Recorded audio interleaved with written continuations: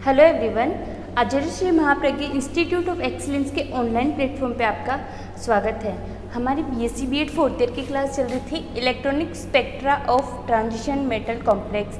अगर हम बीएससी के वे में देखें तो बीएससी के थर्ड ईयर में है। हमने इसकी 2-3 क्लासें ले ली थी और आज हमारी चौथी क्लास है। हमारे टॉपिक हिंदी में अगर हम बोले संक्रमण धातु संकुल संक्रमण धातु संकुल में इलेक्ट्रॉन स्पेक्ट्रा का संक्रमण धातु संकुलों का इलेक्ट्रॉन स्पेक्ट्रा की हम बात कर रहे थे। हमने कुछ इसमें पिछली क्लास में हमने 3 प्रकार की मैंने आपको कपलिंग बताई थी। मैंने आपको एसएस कपलिंग बताई थी। एसएस कपलिंग में कौन कपलिंग कर रहा था? स्पिन कपलिंग कर रहे थे। स्पिन की कपलिंग हो रही थी। मैंने आपको एलएल कपलिंग बताई थी। एलएल कपलिंग में क्या है, जो चुंबकीय उसका चुंबकीय मान था, चुंबकीय क्वांटम संख्या का मान था उसकी कपलिंग हो रही थी। तो एल की कपलिंग हो रही थी, यानी कक्षकीय कोणीय संवेग की कपलिंग हो रही थी। हमने तीसरे कपलिंग की बात करी थी, एलएस कपलिंग की बात करी थी, जिसमें हमारे पास एल और एस दोनों जुड़कर हमारे पास ये प्राप्त हो रहा था, चक्रण कक्षकीय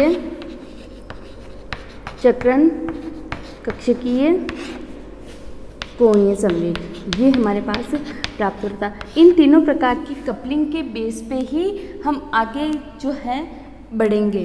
कोणीय संवेग, ये कपलिंग आगे आपके कहाँ काम आएगी। एक बात और है कि मैंने आपको जैसे कोई विन्यास बताया था P2, D3, D4, मैंने इनके लिए आपको माइक्रोस्टेट निकालना बताया था कि इस विन्यास से संबंधित ये जो है अपने ऑर्बिटल में कितने प्रकार से विन्यासित हो सकता है। ये मैंने आपको बताया था कि ये जितने प्रकार से विन्यासित हो सकता है वो सारी की सारी उसकी माइक्रोस्टेट कहलाएगी। माइक्रोस्टेट हो गई। और माइक्रोस्टेट निकालने का आपको फॉर्मूला बताया था n minus R factorial into R factorial. ये आपको फॉर्मूला बताया था। n क्या है कि इस p ऑर्बिटल की टोटल कैपेसिटी इलेक्ट्रॉनों की कितनी है, यानी p ऑर्बिटल के लिए अगर हम बात करें तो ये 6 वैल्यू हो जाएगी। d के लिए बात करें तो ये वैल्यू 10 हो जाएगी, ये आपको पता है। अब अगर हम ये r क्या कह रहा है, r क्या है यहाँ पे कि इलेक्ट्रॉन कितने प्रेजेंट है। अगर हम P2 विन्यास के लिए बात कर रहे हैं तो यहाँ पे 2 इलेक्ट्रॉन प्रेजेंट है, तो ये 2 वैल्यू हो जाएगी। इस फॉर्मूले में मान रखकर हम टोटल माइक्रोस्टेट निकाल सकते हैं, क्योंकि एक के लिए हम इतने माइक्रोस्टेट बनाना पॉसिबल नहीं होता है। जैसे P2 के लिए हमने 15 माइक्रोस्टेट निकाले थे और मैंने अभिविन्यासित करके भी बताए थे P2 के लिए 15 कम है।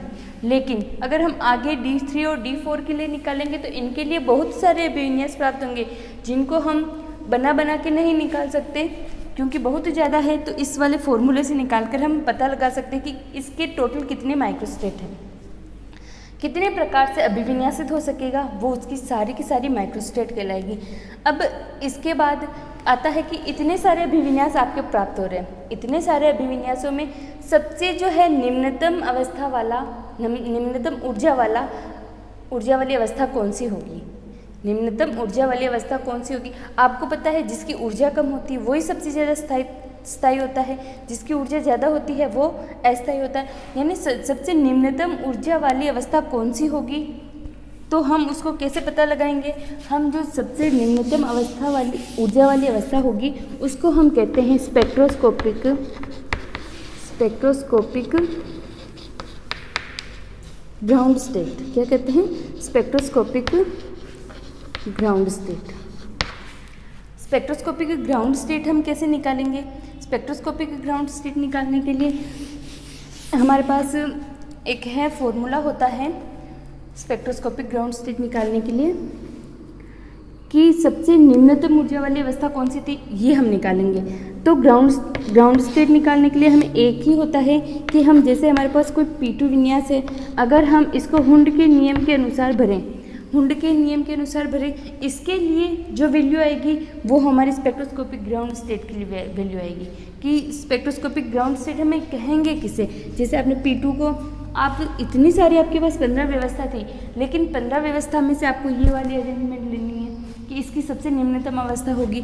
अब आप देखिए इसके लिए अगर हम S की वैल्यू निकालें, इसके लिए S की वैल्यू निकालेंगे तो क्या हो जाएगा S1 प्लस S2, यानी यहाँ पे 2 इलेक्ट्रॉन है तो S1 प्लस S2 निकाल लेंगे। अब देखो S1 के लिए इसकी वैल्यू प्लस हाफ है और S2 के लिए भी इसकी वैल्यू प्लस हाफ है, 2 हो गई। अब हम अगर S की निकालें तो यहाँ पे प्लस हाफ, ये plus half is equal to 1, आपके पास 1 प्राप्त हो गया। यानी टोटल जो आपके पास S प्राप्त हो रहा है वो कितना प्राप्त हो रहा है, 1 हो गया। अगर हम L की बात करें, ये आपका L हो गया, आपको L निकालना है, आपको पता है इसके लिए चुंबकीय क्वांटम संख्या +1, 0, -1 होती है p ऑर्बिटल के लिए। ये देखिए अगर मैं इसके लिए निकालूं तो ये हो जाएगा +1 और +0, यानी L की वैल्यू भी आपके पास क्या आ गई, 1। S की वैल्यू आपके पास 1 आई है और L की वैल्यू भी आपके पास 1 आई है, 2 चीज़ें आ गई। एक चीज़ ये हमारी SS कपलिंग थी, SS कपलिंग के कारण, ये हमारी LL कपलिंग के कारण। एक कपलिंग और हो रही थी, कौन सी, L plus LS coupling, LS coupling हो रही थी। LS कपलिंग के कारण L और S दोनों आपस में मिलकर क्या दे रहे थे, J दे रहे थे। L क्या है, कक्षीय कोणीय संवेग, S क्या है, चक्रण कोणीय संवेग। दोनों जब कपलिंग कर रहे थे तो हमारे पास जो है चक्रण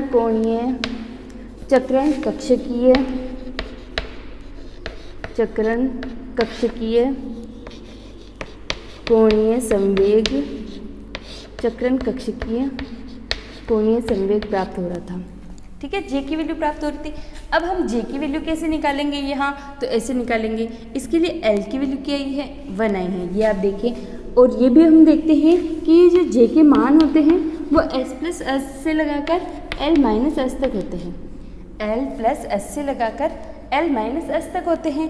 यहाँ हम लिखें 1 + 1 से लगाकर 1 - 1 तक, ये हमारे पास मान प्राप्त होंगे। ये डैश डैश डैश इसके बीच में जो भी वैल्यू आएगी वो हमें पुट करनी है। कैसे आएगी, आप देखिए अधिकतम वैल्यू इसकी है 2, लोअर वैल्यू है इसकी, निम्नतम वैल्यू है इसकी 0। 2 और 0 के बीच में कौन आता है, 2 और 0 के बीच में 1 आता है, 2 1 0, इसके लिए 3 मान हो गए। ठीक है, 2 1 और 0 ये आ गया।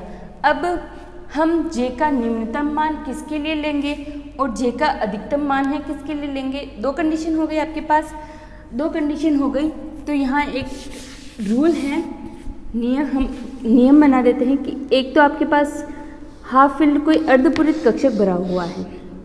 अगर आपके पास कोई अर्धपूरित या अर्धपूरित से कम भरा हुआ है, अर्धपूरित से कम भरा हुआ है तो उसके लिए जो J का है निम्नतम मान ज़्यादा स्थायी रहता है।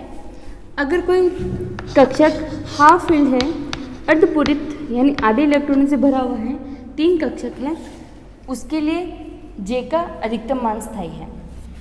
अगर मैं कहूँ कि इलेक्ट्रॉन जो है मोर देन हाफ फील्ड है, यानी हाफ फील्ड से ज़्यादा भरे हुए हैं, मोर देन हाफ फील्ड है, half field less than half field, ठीक है, ये है ज़्यादा है अर्धपूरित कक्षक, अर्धपूरित से भी ज़्यादा है इलेक्ट्रॉन, तो उसके लिए भी J का अधिकतम मान स्थायी होगा। 3 कंडीशन हो गई। 3 कंडीशन क्या हो गई, less than half field, less than half field, तो J का J is equal to lower value, lower value is stable, lower value stable हो गई अपने पास। ठीक है, ये बात हो गई। अगर मैं बात करूं हाफ फील्ड और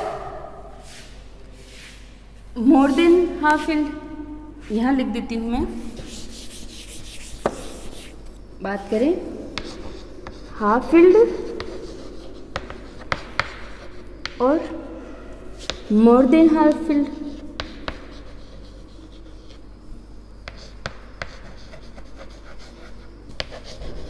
मोर देन हाफ फील्ड, तो ये क्या हो जाएगा, J की हायर वैल्यू ज़्यादा स्टेबल होगी। ये चीज़ हो गई। आपको J की वैल्यू कब लेनी है, जब अर्धपूरित कक्षकों से कम भरे हुए हैं यानी लेस देन हाफ फील्ड हो। आपको J की वैल्यू अधिकतम कब लेनी है, जब हाफ फील्ड भरे हुए हो, अर्धपूरित भरे हुए हो और उससे ज़्यादा भरे हुए हो, मोर देन हाफ फील्ड हो, तो आपको J की अधिकतम वैल्यू लेनी है। J की वैल्यू आपको आ गई अब आप यहाँ पर निकालते हैं कि अपने पास कोई भी इलेक्ट्रॉनिक विन्यास है। जैसे हमारे पास P2 है, P2 को ही स्टार्टिंग में कंसीडर करते हैं हम। जैसे हमारे पास P2 इलेक्ट्रॉनिक विन्यास है, P2 इलेक्ट्रॉनिक विन्यास है आपके पास, P2 इलेक्ट्रॉनिक विन्यास की जैसे हमारे पास ग्राउंड स्टेट है, हमने ग्राउंड स्टेट अभी निकाली, ग्राउंड स्टेट के लिए हमने वैल्यू भी निकाली। अब जो ये ग्राउंड स्टेट है इसके लिए कुछ ना कुछ सिंबल होना चाहिए कि जैसे ही हमारे पास हम पहचानेंगे कैसे कि ये ही हमारी ग्राउंड स्टेट है, इसके लिए कुछ ना कुछ सिंबल होना चाहिए। तो एक नया टॉपिक आता है term symbol, term symbols. Term symbols में क्या होता है, एक फॉर्मूला होता है ये 2s+1, यहाँ L आता है और यहाँ आता है J। क्या है, सुपरस्क्रिप्ट के रूप में 2s+1 है। 2s+1 क्या है आपकी spin multiplicity, spin multiplicity. J आपका क्या है, spin orbital angular momentum.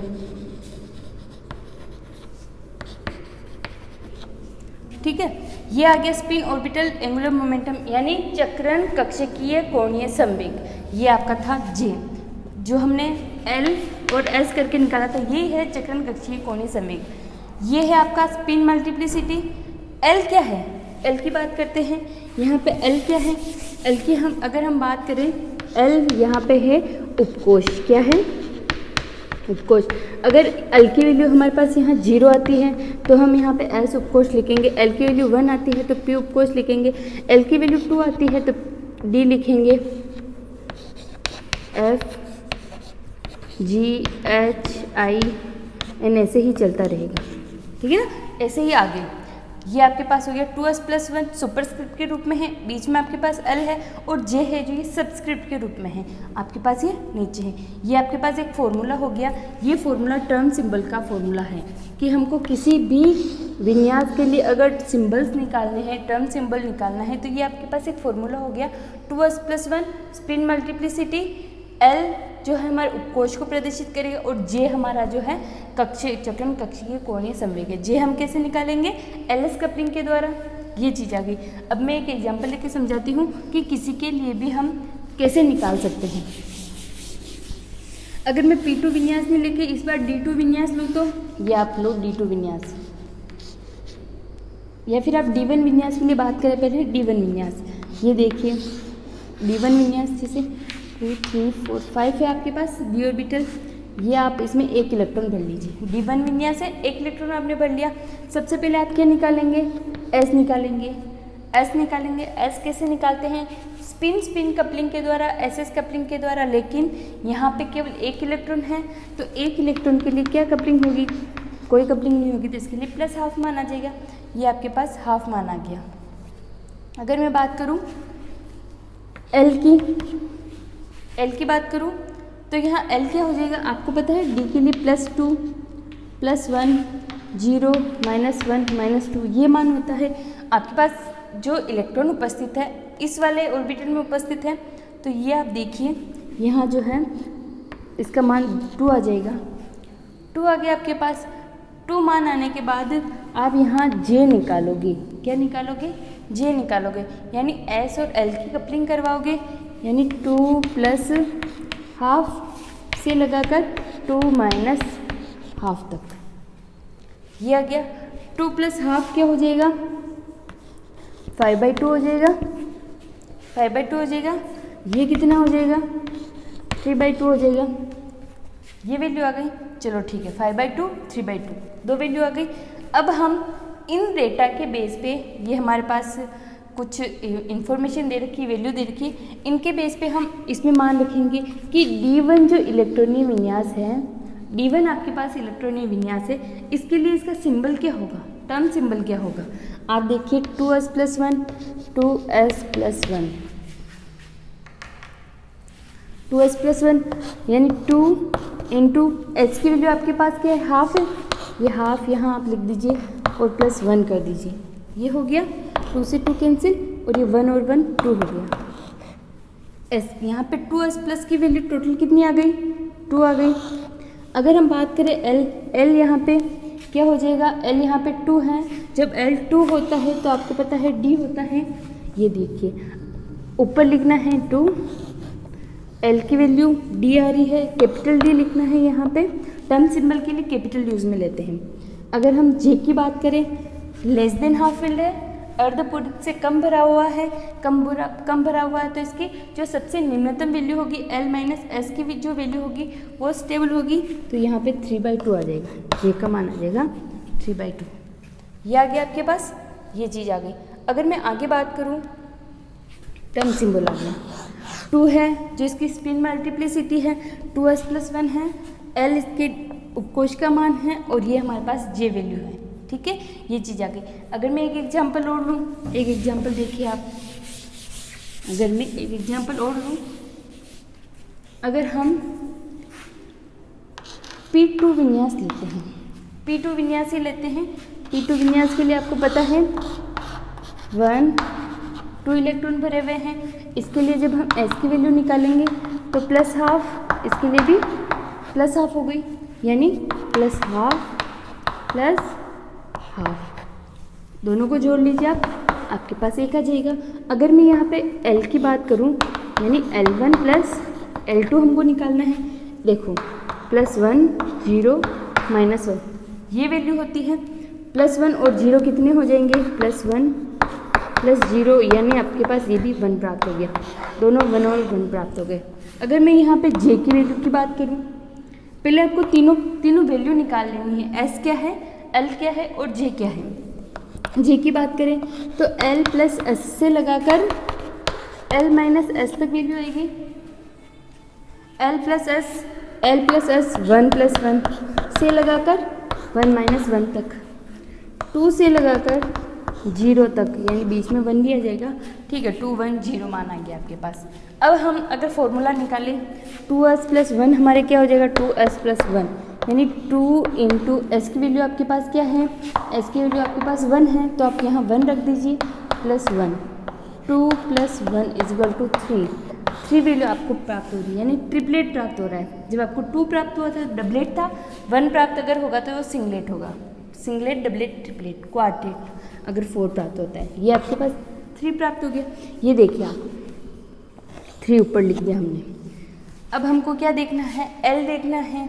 L की वैल्यू आप देखिए क्या है, L की वैल्यू यहाँ पे 1 है, L की वैल्यू 1 होती है तो आपके पास क्या होता है, P होता है, या आप यहाँ P लिख दीजिए, P लिख दिया।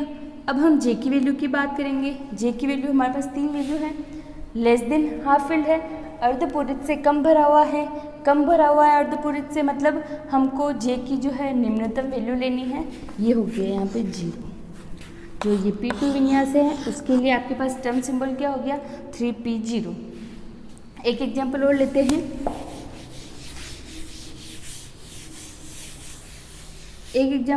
हैं, उसके लिए अगर हम टर्म सिंबल्स की बात करें, टर्म सिंबल निकाले, जैसे D3 विन्यास आपने ले लिया। D3 विन्यास के लिए हम बात करें अगर,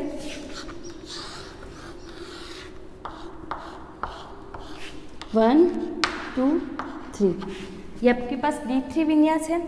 D3 विन्यास में आपको पता है +½ इसका चक्रण, इसका भी +½ चक्रण है, इसका भी +½ चक्रण है, स्पिन इसका +½ है, इसका भी स्पिन, दोनों का तीनों का सेम है। अगर हम S की बात करें, +½ ++½ सब प्लस हो जाएंगे, तो ये आपके पास हो जाएगा 3/2 प्राप्त हो गया। अब अगर मैं देखूँ यहाँ पे कि यहाँ L की वैल्यू क्या प्राप्त होगी, L1 + L2 + L3, ये वैल्यू प्राप्त होगी, L1 + L2 + L3। यहाँ बात करें L1 L2 L3 की, आपको पता है जो डी ऑर्बिटल होते हैं उसके लिए चुंबकीय क्वांटम संख्या +2 +1 0 -1 -2 ये होता है। अगर मैं यहाँ L1 L2 L3 की बात करूँ, यहाँ पे L1 देखो आप +2 है, +2 +1 और +0, यानी यहाँ पे L की वैल्यू कितनी प्राप्त हो रही है, 3 प्राप्त हो रही है, और S की वैल्यू कितनी प्राप्त हो रही है, 3/2 प्राप्त हो रही है। ये चीज़ निकाली। अब इसके लिए हम जे की वैल्यू निकालते हैं। जे की वैल्यू निकालते हैं, जे की वैल्यू ऐसे निकालेंगे L3 माइनस 3/2, सॉरी 3 प्लस 3/2, यहाँ से निकालेंगे तो 3 माइनस 3/2। ये चीज़ आ गई आपके पास 3 प्लस 3/2 और 3 माइनस 3/2।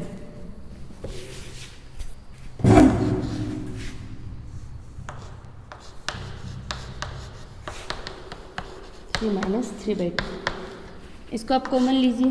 2 3 6 प्लस 3, ये 9 हो गया, 9/2 हो गया, 9/2 हो गया ये, ठीक है। अगर हम यहाँ बात करें तो यहाँ पे भी 2 आप ये ले लीजिए, 6 माइनस 3, यानी आपके पास ये हो गया 3/2। मैक्सिमम वैल्यू आपके पास आई है 9/2 और मिनिमम वैल्यू आपके पास आई है 3/2। दो वैल्यू आपके पास आ गई है। अगर आप चाहो तो इनके बीच की वैल्यू भी आप निकाल सकते हो। बीच की वैल्यू आप कैसे निकाल सकते हो? 9/2, बीच में आएगी 7/2, बाद में आएगी 5/2 और बाद में आएगी 3/2। आप बीच की वैल्यू, ये दोनों बीच की वैल्यू आप यहाँ पे पुट कर सकते हो, लेकिन आपको यहाँ ओनली आपके पास लेस देन हाफ फील्ड है तो आपको लोअर वैल्यू से काम है, 3/2 हो जाएगा, ठीक है।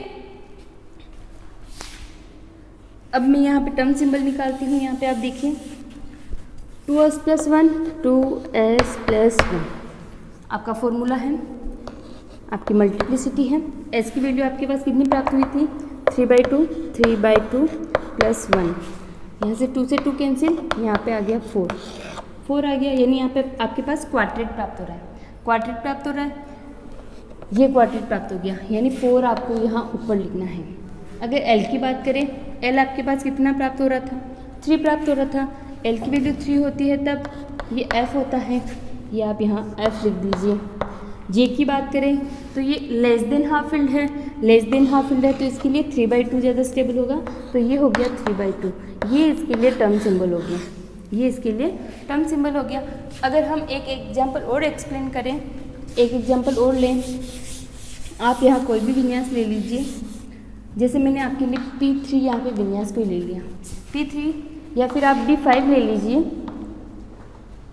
P4 ले लीजिए आप, P4, ये आपके पास कोई P4 एग्जाम्पल आपने ले लिया, क्योंकि इसमें मोर देन हाफ फील्ड है, इसलिए ये एग्जाम्पल एक बार लेके देख लेते हैं। इसमें क्या कंडीशन बनती है?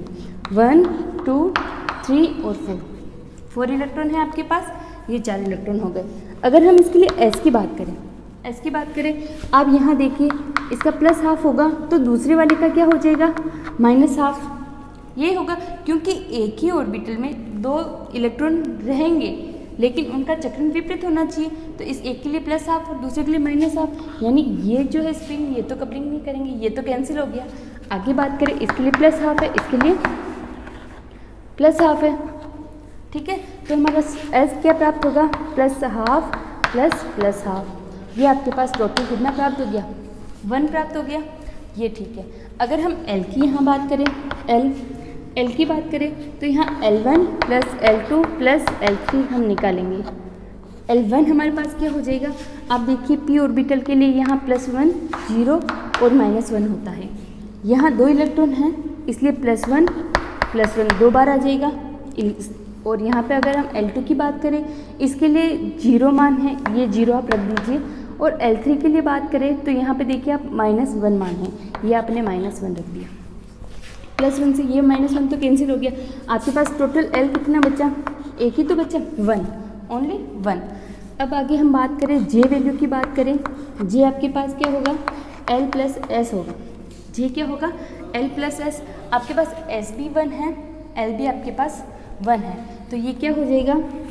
और ये L - S, ये 1 और 1 2 और ये हो गया 0, ठीक है। अब इसके लिए अगर हम टर्म सिंबल निकालें, यही फॉर्मूला क्या है?